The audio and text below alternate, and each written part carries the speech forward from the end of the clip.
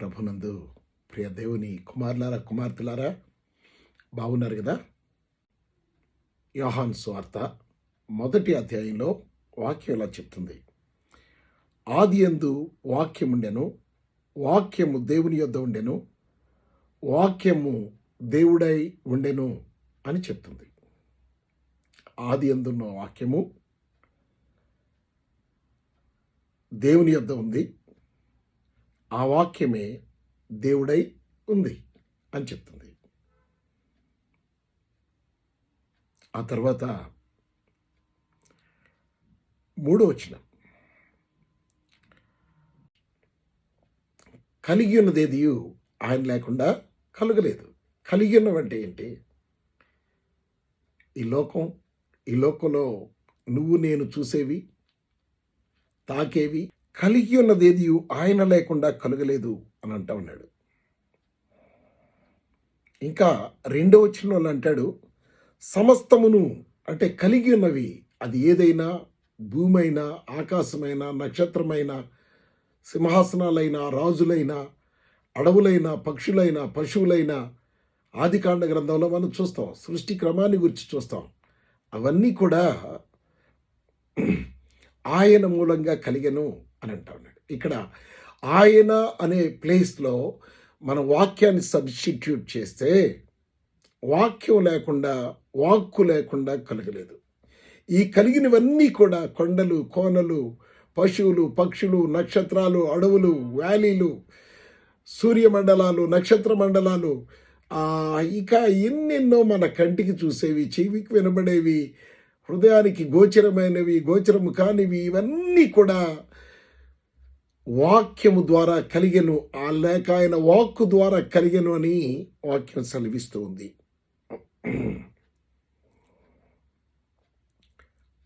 ఆయన అనగా వాక్యమై ఉన్నటువంటి దేవుడు.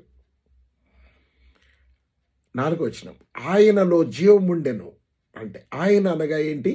వాక్యం అని పైన చదువుకున్నాం. 1వ వచనంలో వాక్యము దేవుడై ఉండెను అని మనం చదువుకున్నాం. ఇక్కడ ఆయన అనగా వాక్యం, అవునా?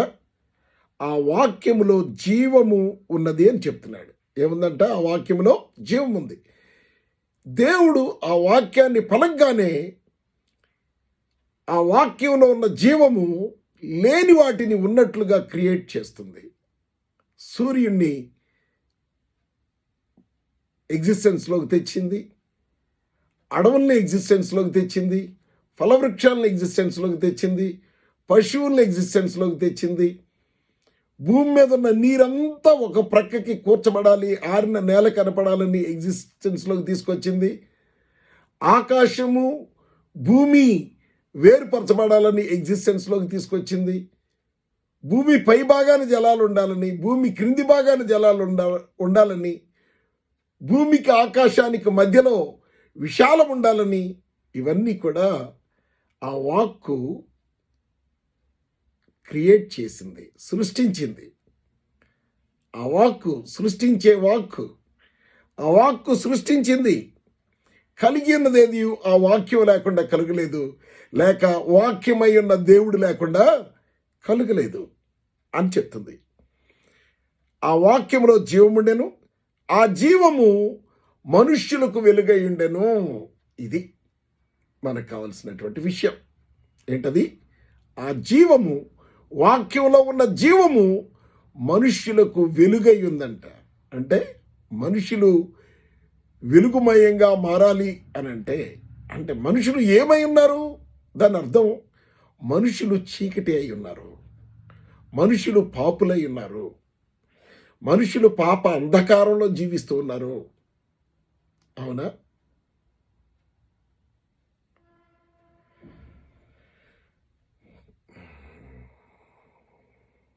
ఆయన వెలుగుగా ఉదయించాడు మనుష్యుల మీద. అవునా? చీకటిలోను మరణశాయిలోను కూర్చుండి ఉన్న వారికి వెలుగు ఉదయించాను అని చెప్పాడు. ఎవరికి వెలుగు అవసరం? చీకట్లో ఉన్నవారికి అవసరం. ఎందుకంటే వాళ్ళకి దారి తిన్ను కనపడదు. ఎక్కడికి నడుస్తున్నారో, దేన్ని ఎన్నుకున్నారో, దేన్ని దేవుడిగా ఎన్నుకున్నారో, దేన్ని దేవతగా ఎన్నుకున్నారో, ఏది మేలు చేస్తుందని అనుకున్నారో, ఏది కీడు చేస్తుంది అనుకున్నారో, ఆ చీకట్లో వాళ్ళు ఏం చేస్తున్నారో వాళ్ళకే తెలియడం లేదు. అదే యేసుప్రభు చెప్పాడు. యేసుప్రభు వారు ఏం చెప్పారంటే, ఆయన్ని మనుషులు కొడుతూ ఉన్నప్పుడు, తిడుతూ ఉన్నప్పుడు, గాయపరుస్తూ ఉన్నప్పుడు, కొడాలతో కొడుతున్నప్పుడు, మొఖాల మీద ఉమ్మి వేస్తున్నప్పుడు, ఆయన అవమానించినప్పుడు, తలకు ముళ్ళ కిరీటాన్ని పెట్టి కొట్టినప్పుడు, కాళ్ళల్లో చేతుల్లో చీలలు కొట్టినప్పుడు, సిలువ వేసినప్పుడు ఆయన ఏం చెప్తున్నాడు తెలుసా? వాళ్ళు చీకట్లో ఉన్న ప్రజలు, వాళ్ళు ఏమి చేస్తున్నారో వాళ్ళకి తెలియడం లేదు. చీకట్లో ఎవరేం చేస్తున్నారో తెలియదు. చీకట్లో వాళ్ళు చేసే క్రియలు వాళ్ళకి స్పష్టంగా కనపడవు. అన్నీ బాగానే చేస్తున్నామని ఫీల్ అవుతూ ఉంటారు, కానీ వెలుగు లేనందువల్ల చీకట్లో ఏం చేస్తున్నారో వాళ్ళకి తెలిసేటువంటి ఛాన్స్ లేదు. చీకట్లో మేమంతా బాగా చేస్తున్నాం అనుకుంటున్నారు. చీకట్లో చేసే పొరపాట్లు వాళ్ళు ఐడెంటిఫై చేయలేకపోయారు. అందుకని ఆ చీకటిని తీసివేయడానికి ఆయన వచ్చాడు. ఆయన వచ్చి ఏం చేశాడు? చీకటిలోను మరణస్థాయిలోను కూర్చుండి ఉన్న వారికి, అనగా గలిలయ ప్రదేశంలో ఉన్నటువంటి ప్రజలకు వెలుగుగా ఆయన ఉదయించాడండి. అక్కడ వారిలో ఉన్న చీకటిని పారద్రోలి, అవునా, వెలుగై ఉన్న దేవాతి దేవుణ్ణి చూడాలి అని ఆశపడ్డాడు దేవుడు. వెలుగులో దేవుడు చేసిన సృష్టిని, ఆయన మహిమని చూయించాలని ఆశపడ్డాడు దేవుడు. వెలుగులో ఆయన సృష్టించినటువంటి పరలోకాన్ని చూయించాలి. ఆయన జీవించే జీవితమైనటువంటి నీతిని చూయించాలి. వెలుగులో ఆయన పరిశుద్ధతను జీవించాలి. వెలుగులో ఆయన మహిమను చూయించాలి అని ఆయన చీకట్లో ఉన్న వాళ్లకు ఆయన వెలుగుని, ఆయన మహిమను, ఆయన పరిశుద్ధతను, ఆయన నీతిని చూయించడానికి ఆయన చీకటి ఉన్న ప్రదేశం దగ్గరికి వెళ్ళాడు. చీకట్లో కూర్చుండి ఉన్న వారి దగ్గరికి వెళ్ళాడు. మరణ స్థాయిలో చావడానికి సిద్ధంగా ఉన్నటువంటి వారి దగ్గరికి ఆయన వెళ్ళాడు. ఎందుకో తెలుసా? వాళ్ళని మరణాన్ని నుంచి విడిపించడానికి, జీవవాక్కుని వారిలోకి పంపి వారిని స్వస్థపరచడానికి, బాగు చేయడానికి, బ్రతికించడానికి, మరణం నుంచి పాపం తీసుకొచ్చిన ఆ చీకటి జీవితంలో పాపం తీసుకొచ్చినటువంటి వ్యాధి, జబ్బు, మరణం, నరకం, వీటన్నిటి నుంచి తప్పించడానికి ఆయన వెలుగుగా చీకటిలో కూర్చుండి ఉన్న వారి దగ్గరికి వచ్చాడు. అని అన్నాడు, లెమ్ము తేజరిల్లుము, వెలుగు నీ మీద ప్రకాశిస్తుంది. అవును, ఈరోజు వాక్యం అనే వెలుగు నీ దగ్గరికి వచ్చింది. ఆ వాక్యంలో జీవం ఉంది. నిన్నది జీవింపచేస్తుంది. ఒక అద్భుతమైన వ్యక్తిగా నిన్ను మార్చబోతుంది. ఒక అద్భుతమైన వ్యక్తిగా నీ జీవితాన్ని కట్టబోతుంది. నీలో ఉన్న జాడ్యాన్ని, నీలో ఉన్న అపవిత్రతను, అంధకారాన్ని తీసివేసి నిన్ను జీవపు వెలుగుతో నింపబోతుంది. నీలో మరణాన్ని తీసివేయబోతుంది. నీలో వ్యాధిని తీసివేయబోతుంది. నీలో ఈర్ష్య, కక్ష, ద్వేషం, కార్పణ్యం నుంచి నిన్ను బయటికి తీసుకొచ్చి వెలుగు, సమస్త విధములైనటువంటి మంచితనము, ఇట్ ఈస్ ఆల్ గుడ్నెస్. వెలుగేంటి తెలుసా? సమస్త విధాలైన మంచితనము. కానీ చీకటి ఏంటి తెలుసా? సమస్త విధాలైనటువంటి ఆ చెడ్డ జీవితం. చీకటి అనేది ఆ చెడ్డ జీవితంలో నుంచి సమస్త విధాలైనటువంటి మంచి జీవితంలో నిన్ను తీసుకురావడానికి దేవాతి దేవుడు, వాక్య రూపంలో ఉన్న దేవుడు శరీరాన్ని ధరించుకొని చీకట్లో కూర్చున్న నీ దగ్గరికి వచ్చాడు. మరణ స్థాయిలో కూర్చున్నటువంటి నీ దగ్గరికి వచ్చాడు. మరణ శయ్య మీద పడుకున్నటువంటి నీ దగ్గరకు వచ్చాడు. If you accept him today, ఈరోజు ఆయన్ని నువ్వు యాక్సెప్ట్ చేస్తే, అంగీకరిస్తే, నీ మరణం నిన్ను విడిచిపోతుంది, నీ వ్యాధి నిన్ను విడిచిపోతుంది, నీ జబ్బు నిన్ను విడిచిపోతుంది, నీ దరిద్రం నిన్ను విడిచిపోతుంది. నువ్వు జీవాన్ని పొందుకుంటావు. యేసు ప్రభు పిలిచినప్పుడు జబ్బుతో చనిపోయిన లాజర్లో జబ్బు పోయింది. క్షణంలో లేచి మరణాన్ని జయించి తిరిగి లేచి వచ్చాడు. ఆయన నిన్ను మరణంలోంచి బయటికి తీసుకొచ్చే వెలుగుగా ఆయన వచ్చాడు, నిన్ను వెలిగించడానికి. నువ్వు అనుకున్నావు చీకట్లో నాకు అన్నీ తెలుసు అనుకుంటున్నావు, కానీ చీకట్లో ఉన్న నీకు వెలుగు విషయాలు తెలియవు. వెలుగుకున్నటువంటి ప్రాముఖ్యత తెలియదు. వెలుగుకున్నటువంటి మంచి లక్షణాలు తెలియదు నీకు. నువ్వు చెడులో ఉన్నావు గనక నీ జీవితంలో ఎంత ఆలోచించినా చెడే ఆలోచిస్తావు. మంచి చేసేది నువ్వు ఆలోచించలేవు. ఎందుకంటే చేదు చేదునే కక్కుతుంది కానీ తీపిని కక్కదు. అవునా? ఇంకొక దాన్ని కక్కదు. అవునా? మనుష్యుడు హృదయం నిండిన దాన్ని బట్టి మాట్లాడతాడే కానీ ఇంకొక దాన్ని మాట్లాడు. హృదయం అంతా విషపు మాటలుంటే విషపు మాటలే బయటకు వస్తాయి. హృదయం నిండా ప్రేమ మాటలుంటే ప్రేమ మాటలే బయటకు వస్తాయి. ఒకే జల్లో నుంచి ఉప్పు నీళ్లు మంచినీళ్లు ఉబ్బకవు, చేదు నీళ్లు మంచినీళ్లు రావు. హృదయం నిండి దాన్ని బట్టి నోరు మాట్లాడుతుందని ప్రభువారు సెలవిస్తూ ఉన్నారు. కనుక ఆయన వచ్చింది దేనికో తెలుసా? నిన్ను వెలుగుగా మార్చడానికి, సమస్త విధాలైన మంచిలోనికి నిన్ను తీసుకువెళ్ళడానికి, సమస్త విధాలైన మంచిలో ఉండే మంచి మేళ్ళు నిన్ను అనుభవించడానికి తీసుకెళ్ళడానికే కానీ చీకటిలో నువ్వు జీవించిన జీవితం వల్ల నీకు కలిగేటువంటి వ్యాధి, బాధ, రోగం, దరిద్రం, అసహ్యమైన జీవితం, వాటి నుంచి నిన్ను విడిపించడానికి, నిన్ను వెలిగించడానికి ఆయన ఈ లోకానికి వచ్చాడు. ఆ జీవము మనుషులకు వెలుగయుండెను అని అన్నాడు. 5వ వచనం చదువుతున్నాను. ఆ వెలుగు చీకటిలో ప్రకాశించుచున్నది అన్నాడు. అవునా? చీకట్లో ఏం చేస్తుందంట? వెలుగు ప్రకాశిస్తుంది. ఆ వెలుగులో ఏముందని చెప్పాడు? జీవం ఉందని చెప్పాడు. అవునా? ఆ జీవము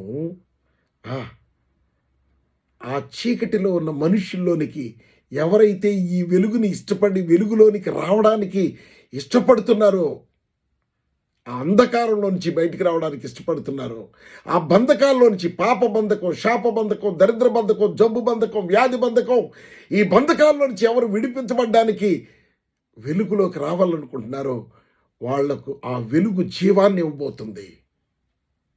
ఆ వెలుగు పేరు జీవపు వెలుగు అని అన్నాడు. ఆ వెలుగులో లేక ఆ వాక్కులో జీవం ఉంది. ఆ వాక్కులో జీవం ఉంది.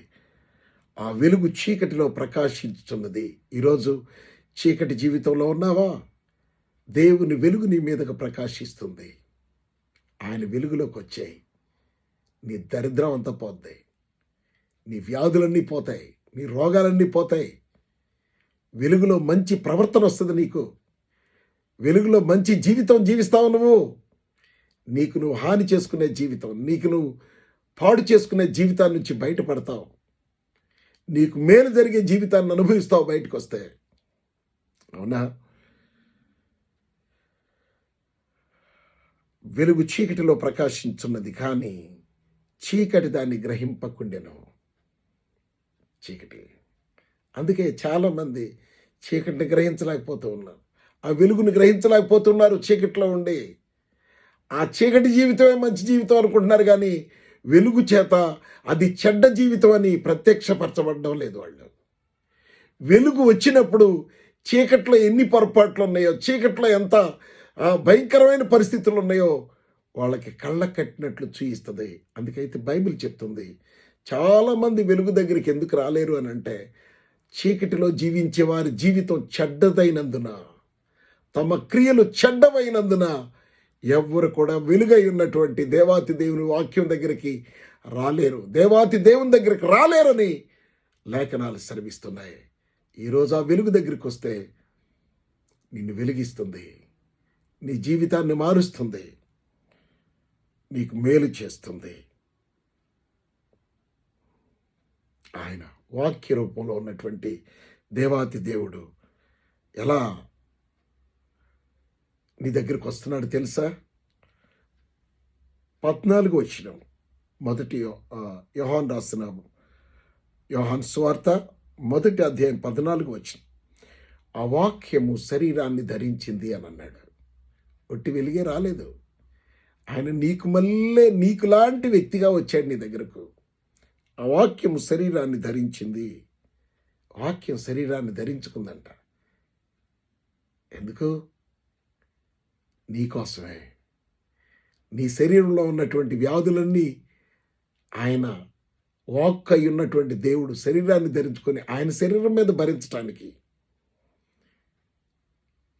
ఆయన శరీరం మీద నీ రోగాలన్నీ భరించుకోవడానికి, ఆయన శరీరం మీద నీ వ్యాధులన్నీ భరించుకోవడానికి, ఆయన శరీరం మీద నువ్వు చేసిన పాపానికి శిక్ష అనుభవించడానికి ఆయన శరీరాన్ని ధరించుకున్నాడు. ఆయన సశరీరుడుగా శరీరాన్ని కలిగిన వాడిగా మన మధ్యకి వచ్చి ఉన్నాడు. అవునా? ఆయన్ని ఐడెంటిఫై చేయాలి. ఆయన ఒకసారి ఆలోచించు. ఆయన ఆలోచించు. మంచి జీవితం నువ్వు జీవిస్తావు. ఆ వాక్యము శరీరధారి అయి కృప సత్య సంపూర్ణుడిగా మన మధ్య నివసించాను.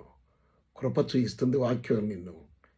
నువ్వున్న పరిస్థితుల్లో అది జాలి పడుతుంది. ఆ వాక్యం కృప నిన్ను నాశనం కాకుండా కాపాడడానికి ప్రయత్నిస్తూ ఉంది.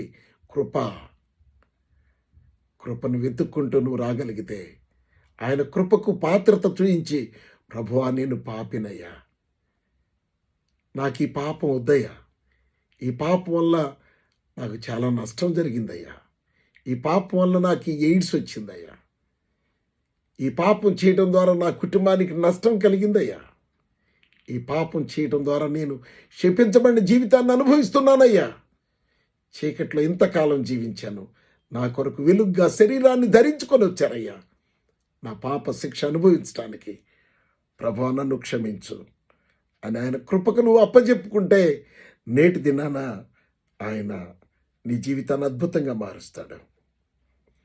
కృపా సత్య సంపూర్ణుడిగా మన మధ్య నివసించను అన్నాడు. ఆయన సత్య సంపూర్ణుడు, వాక్యమై ఉన్నటువంటి దేవుడు, వాక్య పరిపూర్ణతలో నీకు మేలు చేయడానికి వచ్చినటువంటి దేవుడు. అవునా? సమయంలో ఎఫెసీయులకు రాసిన పత్రిక 5వ అధ్యాయం 8వ వచనం ఒకసారి మనం గమనిద్దాం. ఎఫెసియన్స్ చాప్టర్ 5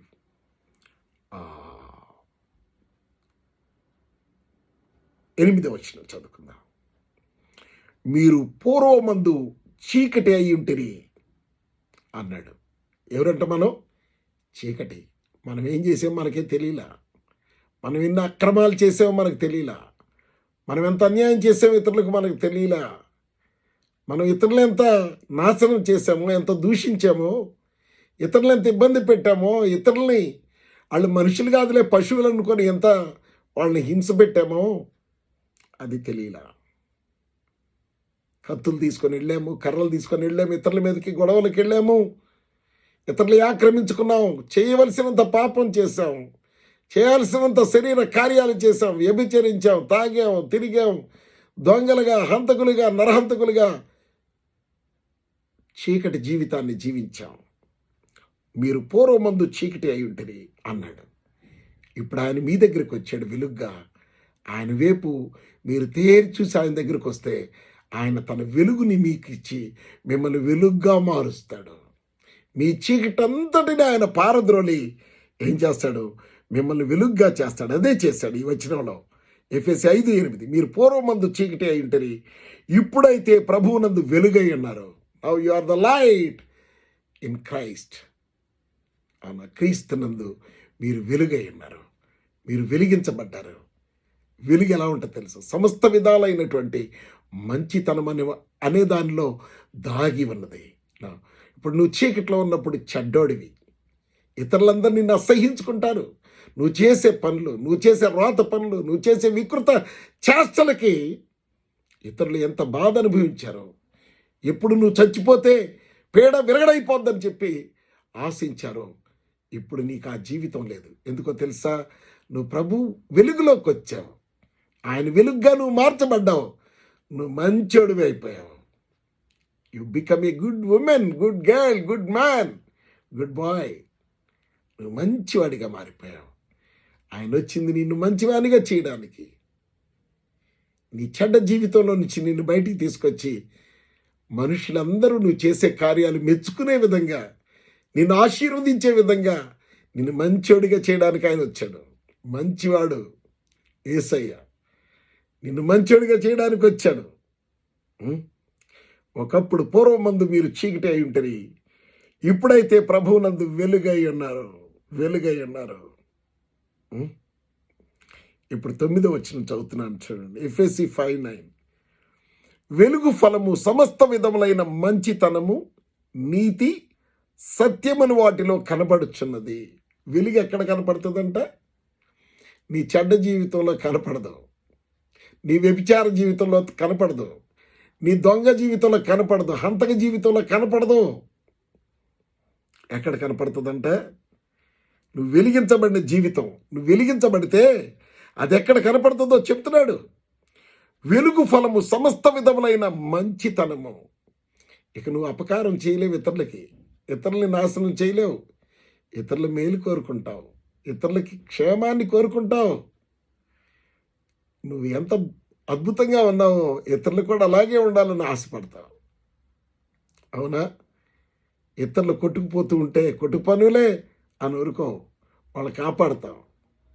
ఇతరులున్న పరిస్థితుల్లో నుంచి వారిని బయటికి తీసుకొస్తావు. అవునా? అదే చెప్తుంది. వెలుగు ఫలము సమస్త విధములైన మంచితనము, నీతి, సత్యమని వాటిలో కనపడుచున్నది అన్నాడు. ఏమున్నాయంట? సమస్త విధాలైన మంచి, రెండోది నీతి, మూడోది సత్యము వీటిల్లో కనపడుతుందంట. ఏంటది? వెలుగు యొక్క తీక్షణత, లేక వెలుగు యొక్క స్వభావం, లేక వెలుగు యొక్క ఫ్రూట్, ఫలము. వెలిగించబడిన వాళ్ళు ఎలా ఫలిస్తారు అన్నది ఇక్కడ చెప్తున్నాడు. వాళ్ళు మంచోళ్ళుగా అయిపోతారంట అన్ని విషయాల్లో. రెండవది నీతిమంతులుగా అయిపోతారు. మూడోది వాక్యానుసారమైన జీవితం జీవించేటువంటి పరిశుద్ధులైపోతారు. సత్యము, వాక్యము. నీ వాక్యమే సత్యమని వాక్యం సెలవిస్తుంది. కనుక ప్రియ దేవుని బిడ్డలారా, సత్యమై ఉన్నటువంటి వాక్యంగా నువ్వు మారిపోతావు. వాక్యానికి అనుకూలమైన జీవితాన్ని నువ్వు భూమి మీద జీవిస్తావు. వాక్యానికి ఉన్న క్యారెక్టర్ నీకు వస్తుంది. వాక్యంలో దేవుడు చేసే ప్రతి మేలు నువ్వు ఇతరులకు చేస్తావు. వాక్యంలో దేవుడు నీకు ఇచ్చినటువంటి ప్రతి ఆశీర్వాదాన్ని, ఆరోగ్యాన్ని నువ్వు పొందుకుంటావు, అనుభవిస్తావు. That is the goodness. వెలుగు ఫలాలు 3, అవి మంచితనము, నీతి, సత్యము. ఈ మూట్లో దేవుడు మనల్ని వెలిగించిన వెలుగు చీకట్లో ఉన్న ప్రజలకు మనం కనపడతాం. అలా కనపడతాం, మంచోళ్ళుగా కనపడతాం, నీతిమంతులుగా కనపడతాం, వాక్యానుసారంగా ప్రభులాగా జీవించే జీవితాన్ని కలిగిన వాళ్ళగా మనం చీకట్లో ఉన్నటువంటి వారికి కనపడతాం. అలా నువ్వు కనపడలేదు అని అంటే నువ్వు ఇంకా చీకటి అయి ఉన్నావని జ్ఞాపకం చేసుకోవాలి. కాబట్టి 10వ వచనం చదువుతున్నాను. గనుక ప్రభువుకేది ప్రీతికరమైనదో దాన్ని పరీక్షించుచు వెలుగు సంబంధుల వలె నడుచుకొనుడి అని అన్నాడు. వెలిగించబడిన వాళ్ళు ఏం చేయాలట? వెలిగించబడ్డ వాళ్ళు క్రీస్తు యొక్క రక్తంలో కడగబడి పాపాలు కడుక్కొని పరిశుద్ధపరచబడిన వారై మంచివాళ్ళుగా, నీతిమంతులుగా, సత్యవంతులుగా మారి ఏం చేయాలంట? మంచి జీవితం జీవించాలంట. నీతిమంతుల్లాగా జీవించాలంట. ఏబులాగా జీవించాలి. నీతిమంతుడైన ఏబు కుంటోళ్ళకి ఆసరాగా ఉన్నాడు, గుడ్డోళ్ళకి ఆసరాగా ఉన్నాడు, అంగహీనులకు ఆసరాగా ఉన్నాడు. న్యాయం లేని వారికి న్యాయం తీర్చాడు, డబ్బు ఇచ్చాడు. అవునా? ఆయన ఎన్నో వృద్ధాశ్రమాలు, ఈ రోజుల్లో వృద్ధాశ్రమాలు అని అంటున్నాం, వృద్ధుల్ని ఆయన బ్రతికించాడు. వాళ్ళకి ఆహారాన్ని ఇచ్చాడు, బట్టలు ఇచ్చాడు, అనేకులకు సహాయం చేశాడు. అవునా? మంచి పనులు చేశాడు. ఏబు మంచి పనులు చేశాడు. ఏబు వెలుగై ఉన్నాడు. ఏబు వెలిగించబడ్డాడు. నీతి జీవితం, అపవిత్రమైన కార్యాలు చేయకుండా వాటిని దూరంగా నెట్టి దేవుని నీతిగా జీవించటం, అవినీతికి వ్యతిరేకంగా లంచాలు పుచ్చుకోకుండా, ఇతరులు ఆశించకుండా, ఇతరులు కొప్పరేసుకోకుండా, ఇతరుల్ని ఏదైనా అసహించుకొని కావాలంటే ఇతరులకే మేలు చేసే విధంగా జీవించే జీవితం, సత్యము, వాక్యానుసారమైన జీవితం కనపడాలి. వాటిలో నువ్వు నడుచుకోవాలి అని బైబిల్ చెప్తుంది. అవునా?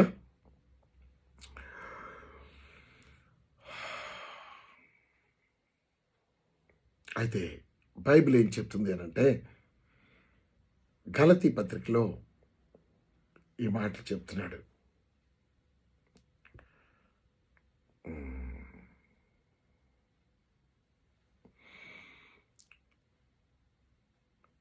5వ అధ్యాయం 22, 23 వచనాలు. అయితే ఆత్మ ఫలమేమనగా అన్నాడు.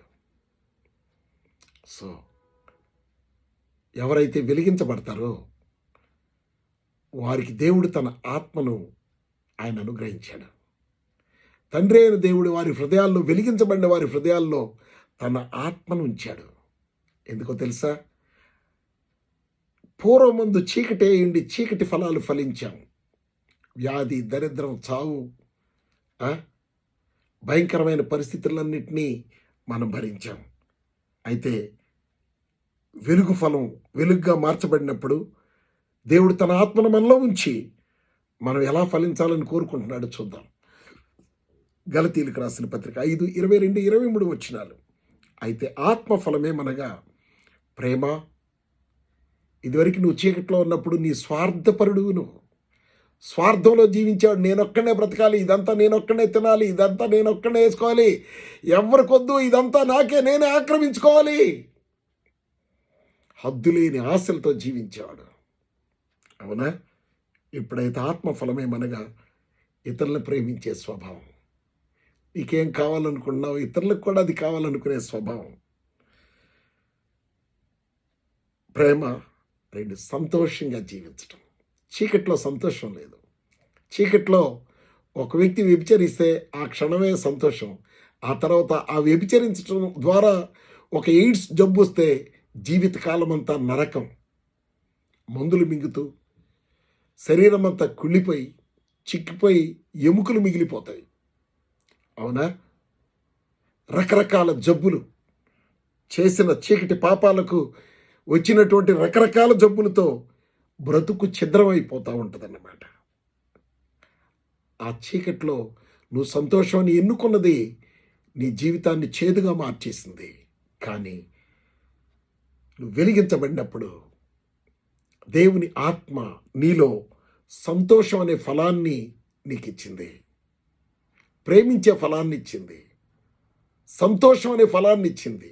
నీలో ఉన్న దరిద్రం అంతా తీసివేసి, వ్యాధుల్ని, రోగాలన్నింటిని తీసివేసి నిన్ను సంతోషంగా ఉంచింది ఆయన వెలుగు. సంతోషము, సమాధానం. ఇదివరకు సమాధానం లేదు. ఏదో ఒక బాధ, ఏదో ఒక వేదన, ఏదో ఒక పరిస్థితి. కానీ ఇప్పుడు నీకు సమాధానం. దేవునితో సమాధాన పడ్డావు, దేవునితో నువ్వు మాట్లాడుతున్నావు, దేవుని పరిశుద్ధతను నువ్వు పొందుకున్నావు, దేవుని నీతిని నువ్వు పొందుకున్నావు. నువ్వు ఏది ప్రార్థనలో అడిగితే దేవుడు అది నీకు ఇవ్వడానికి సిద్ధంగా ఉన్నాడు. అవునా? సమాధానము. తర్వాత దీర్ఘశాంతము. ప్రార్థిస్తూ ప్రభు ఇచ్చే వరకు ఎదురు చూసి దాన్ని పొందుకోవడం, దాన్ని అనుభవించటం, దయ కలిగి జీవించటం, దయాళత్వం, మంచితనము, వెలుగు స్వభావం కలిగి జీవించటం. వెలుగులో చూసాం కదా మంచితనం, గుడ్నెస్. ఎంత మంచోడిగా మారిపోయాడండి, ఎంత చెడ్డోడండి ఇతను, ఎంత చెడ్డదండి ఈ అమ్మాయి, ఎంత తిరుగుబోద్దండి ఈ అమ్మాయి, ఎంత భయంకరమైన వ్యక్తి అండి ఈ అబ్బాయి. మంచివాడిగా మారిపోయాడు. మంచి వాక్యం దగ్గరికి వచ్చినప్పుడు, వెలుగు దగ్గరికి వచ్చినప్పుడు నువ్వు మంచి వ్యక్తిగా మారిపోయావు. అవునా? మంచితనము, దేవుని వాక్యం పట్ల విశ్వాసం, దేవుడు నిన్ను బాగు చేస్తాడన్న నమ్మకం, దేవుడు నీకు మేలు చేస్తాడన్న నమ్మకం. రెండోది సాత్వికం. ఇతరులు ఏమైనా తెలియక అంటే తెలిసన్నా ఓర్చుకొని వాళ్ళని క్షమించి వాళ్ళ కోసం ప్రార్థన చేసి, ప్రభువా వాళ్ళ మంచి వ్యక్తులుగా మార్చయ్యా అని ప్రార్థించగలిగే స్వభావం. చివరిది ఆశానిగ్రహం. నేను చేసిన ప్రార్థన దేవుడు నాకు సహాయం చేస్తాడు, నేను అడిగింది నాకు ఇస్తాడు అని చెప్పి ఆశ కలిగి జీవించటం. అయితే ఇంకెలా ఉండాలనుకుంటున్నాడు? 5వ అధ్యాయం 25వ వచనం చదువుకుందాం. గలతీ. మనము ఆత్మను అనుసరించి జీవించువారమైతే మా ఆత్మను అనుసరించి క్రమముగా నడుచుకుందాము అని అంటా ఉన్నాడు. శరీరాన్ని అనుసరించి నడుచుకుంటే శరీరం పాపాన్ని, కోరికల్ని ప్రేరేపించి పాపం చేయడానికి ఇది పరిగెత్తుతుంది. శరీరానికి ఉన్న నేచర్ అది. అందుకని యేసుప్రభు అన్నాడు, మీ శరీరాన్ని దాని క్రియలతో సిలువ వేయండి అని అన్నాడు. అంటే ఏంటి తెలుసా? శరీర కార్యములు స్పష్టమైనవి. అవేవనగా జారత్వము, వ్యభిచారము, దొంగతనము ఇవన్నీ ఉన్నాయి. వాటిని శరీరము దాని ఇచ్ఛలతో సిలివేయండి అన్నాడు. అవి మనం చీకటి జీవితం జీవించినప్పుడు ఆ ఇచ్ఛలు మనకున్నాయి. ఆ ఇచ్ఛలన్నిటినీ, శరీర స్వభావాన్ని వెలుగుతో తీసివేయండి, చంపేయండి. దేవుని ఆత్మను అడిగి ఆత్మ సహాయంతో వాటిని విసర్జించండి అన్నాడు. మనం ఆత్మను అనుసరించి జీవించిన వారమైతే మా ఆత్మను అనుసరించి క్రమముగా నడుచుకుందాము. మన నడక అవునా వెలుగు సంబంధులుగా నడుచుకునే విధంగా, వెలుగులో ఉన్న మంచిని కలిగి ఉండే విధంగా నడిపించాలి. నీతిమంతులుగా అది మనల్ని నడిపించే విధంగా, అది చెప్పినట్టు నీతిమంతులుగా నడవాలి. సత్యము అనేటువంటి వాక్యానుసారమైన జీవితం మనం అద్భుతంగా జీవిస్తూ నీతిమంతులుగా నడవాలి. ఇది వెలుగు సంబంధుల గురించి దేవుడు కోరుకుంటూ ఉన్నాడు. అయితే ఈరోజు ఎంత విన్నా కూడా నీ జీవితం మారకపోతే రోమా 2:4 ఒక మాట చెప్తున్నాడు. లేదా దేవుని అనుగ్రహము, దేవుడు చూపించినటువంటి ఈ కృప, ఈ అనుగ్రహము మారు మనసు పొందుటకు నిన్ను ప్రేరేపిస్తున్నదని నువ్వు తెలుసుకోకుండా, ఎరుగక ఆయన అనుగ్రహ ఐశ్వర్యమును, సహనమును, దీర్ఘశాంతాన్ని తృణీకరిస్తావా? అవునా? తృణీకరిస్తే నీ జీవితం అధోగతి పాలైపోతుంది. కాబట్టి నీ జీవితం అద్భుతంగా ఉండాలి అని అంటే దేవుడు నీకు ఇచ్చిన ఈరోజు చెప్పిన వాక్యంలో ఆయన అనుగ్రహాన్ని, ఆయన నీకు చేయబోయే మేళ్ళు నిన్ను అనుభవించడానికి, మారు మనసు పొందటానికి నిన్ను ప్రేరేపిస్తూ ఉండగా, ప్రభువా నేను పాపిని, నన్ను కరుణించు, నీ వెలుగుతో నన్ను నింపి వెలుగుగా నన్ను మార్చయ్యని ప్రార్థన చెయ్యి. దేవుడు నిన్ను ఆశీర్వదించి తన వెలుగుతో నింపుతాడు. దేవుడు తన వెలుగుతో నిన్ను సమృద్ధిగా నింపి తన ఆత్మతో నడిపించునుగాక. ఆమేన్.